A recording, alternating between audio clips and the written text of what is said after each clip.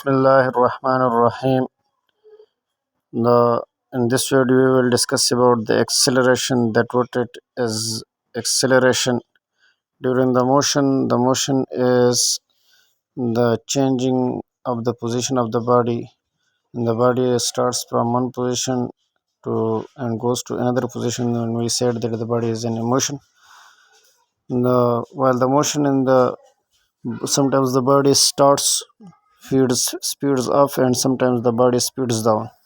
This type of motion is called accelerated motion.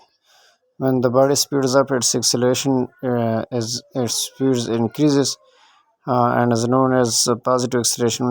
When the body slows down, its acceleration its speed decreases and is known as negative acceleration. So the acceleration is the change and velocity with the passage of time.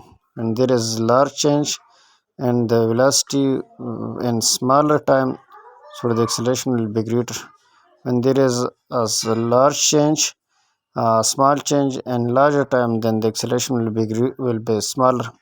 So when the body changes its velocity from initial velocity to final velocity, and the velocity before the change is called initial velocity, and the velocity after the change is called final velocity.